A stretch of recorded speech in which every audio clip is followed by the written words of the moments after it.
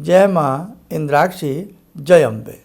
आइए इस अंक में हम बात करते हैं देवी एक और उनके रूप अनेक। कई बार भगवती अनेकों रूपों में विराजती हैं। कई बार जो प्रांतीय क्षेत्र में जिन भगवती की मान्यता होती है उस रूप में साधक उनकी पूजा करते हैं।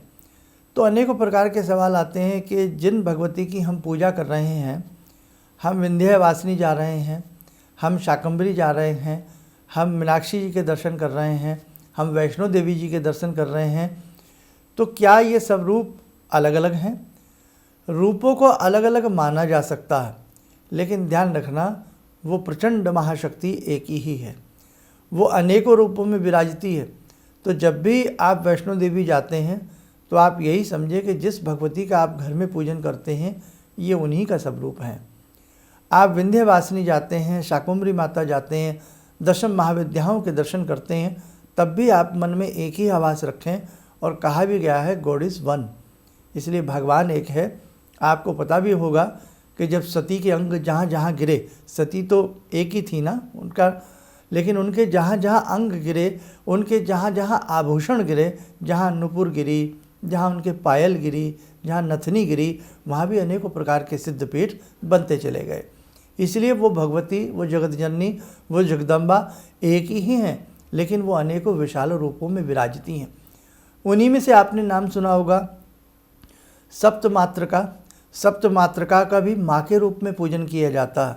उसी में आपने एक नाम सुना होगा षोडश मात्रका, तो षोडश योगिनियों का भी एक उसमें पूजन किया जाता है। ऐसे ही अष्ट योगिनी, बहुत प्रकार की इस प्रकार से भगवती के विशाल से विशाल रूप हैं और सूक्ष्म से सूक्ष्म रूपों में वो विराजती हैं। इसलिए साधक जब अपनी साधना को करे तो एक बात हमेशा मन में रखे कि देखो भगवती के कितने सब रूप हैं, देखो भगवती के कितने मंदिर हैं, देखो भगवती के कितने शक्तिपीठ हैं, और देखो भगवती के कितने विशेष प्रकार के सिद्धपीठ हैं। लेकिन वो भगवती एक ही हैं और मैं उन एक ही जगदम्बा की आराधना अपने घर में कर रहा हूँ, अपने घर में कर रही हूँ।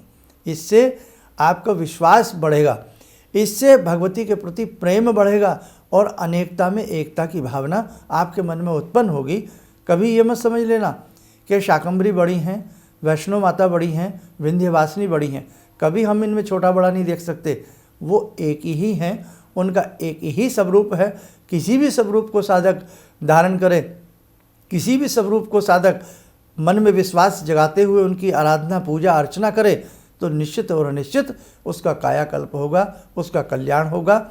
और धीरे धीरे जैसे जैसे वो जगदम्बा की ज्योत जलाता जाएगा, जैसे जैसे वो जगदम्बा की आराधना करता चला जाएगा, उसे मणिधाम की प्राप्ति होगी और भगवती का सायुज्य उसे शीघ्र प्राप्त होगा।